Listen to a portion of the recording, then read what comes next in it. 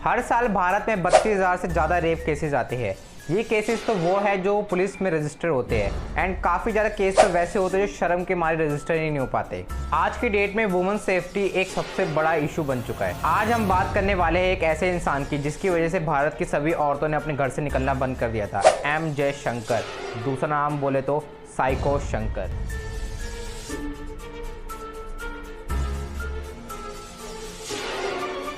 हर साल ऐसे केसेस आते हैं। स्कूल्स में सेक्स एजुकेशन को पूरा प्रॉपर्ली नहीं दिया जाता एंड हमारे बॉलीवुड में औरतों को एज एन चीज़ की तरह प्रेजेंट किया जाता है, जिसकी वजह से ये हैवान जन्म लेते हैं जो औरतों को सिर्फ और सिर्फ एक भोग का सामान समझते हैं और इनके अंदर से इंसानियत मिट जाती है।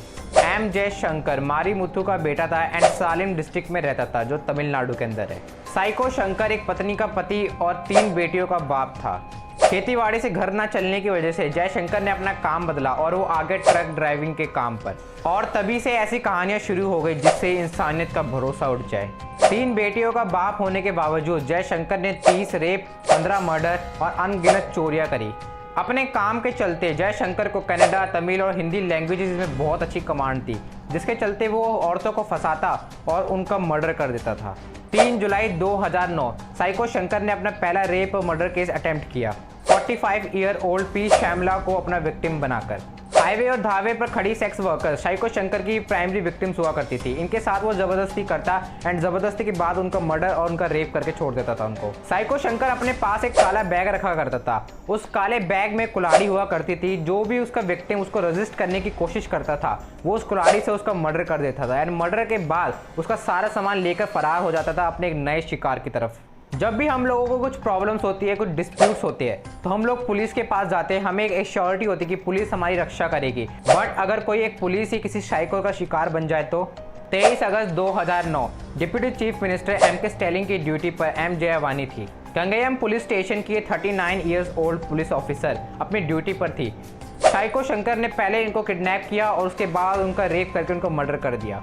एम जयावानी की बॉडी ठीक 1 महीने बाद 19 सितंबर को सालेम डिस्ट्रिक्ट में मिली। सभी के मन में एक डर सा बैठ गया था कि अगर एक साइको पुलिस ऑफिसर को इतनी बेरहमी से मार सकता है तो वो आम जनता का क्या नहीं कर सकता।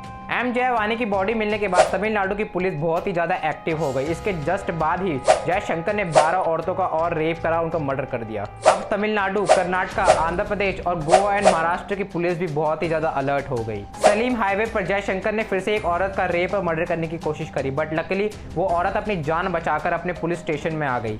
19 अक्टूबर 2009 जयशंकर को अरेस्ट कर लिया गया और कोयम्बटूर पुलिस स्टेशन में भेज दिया गया।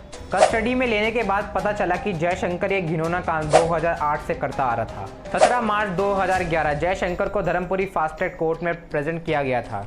उसके अगले दिन ही 2 police officer M Chinnaswamy and Rajaveli उसको वापस कोयम्बटूर पुलिस स्टेशन ला रहे थे। 9:30 बजे के करीब धर्मापुरी बस स्टैंड के पास आते ही जयशंकर ने दोनों पुलिस ऑफिसर को चकमा देकर फरार हो गया।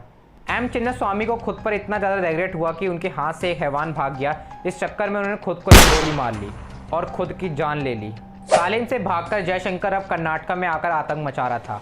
1 महीने के अंदर ही जयशंकर ने 10 औरतों का रेप और मर्डर कर दिया। जयशंकर ने अपना फोन एक ट्रक में डाल दिया ताकि पुलिस उसको वापस कभी ट्रैक ही ना कर पाए और उसने अपना एक खूनी हंट दोबारा शुरू कर दिया।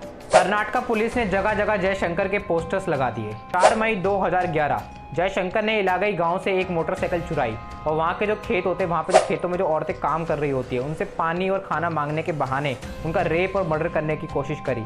बट लकीली वो औरतों ने अपने आप को बचाया और अपने पति के साथ पुलिस स्टेशन में गई और जयशंकर की कंप्लेंट रजिस्टर करी।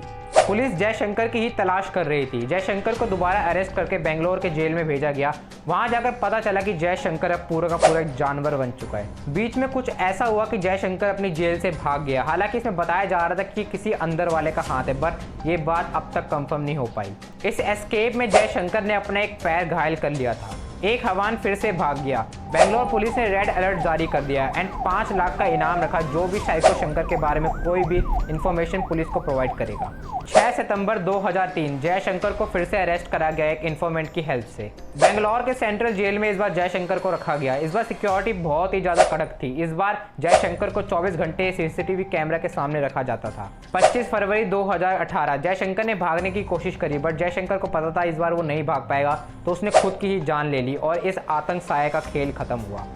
आज भी हमारे देश में वुमेन सेफ नहीं है। माँ बाप अपने बच्चों को नहीं सिखाते कि औरतों की कैसे रिस्पेक्ट करनी चाहिए, बल्कि बॉलीवुड में औरतों को एज एन डिज़ायर का आइटम प्रेजेंट किया जाता है, जिससे ये ऐसे हैवान जन्म लेते हैं। भारत में आज भी सेक्स एक टैबू माना जाता है। टीनेजर्स के मन में काफ़ी क्वेश्चंस आते हैं सेक्स को लेकर, बट पेरेंट्स उनका सही से आंसर नहीं कर पाते, इसलिए वो बच्चे पॉर्न साइट्स पर जाते हैं, जहाँ पर औरतों को सिर्फ और सिर्फ एक टॉय की तरह दिखाया जाता है कि उनका इस्तेमाल करो, तोड़ो और फिर से ढूंढने लग जाओ एक नया टॉय। तो दोस्तों, आप लोगों का इसके बारे में क्या मानना है, मुझे कमेंट सेक्शन में ज़रूर बताएं, और अगर चैनल पर नए हो तो चैनल को सब्सक्राइब करके हमारी फैमिली का हिस्सा ज़रूर बने, ताकि आप लोगों तक ऐसे इन्फॉर्मेटिव वीडियोज़ पहुँचती रहे। तो दोस्तों, मिलते हैं फिर एक नेक्स्ट वीडियो में।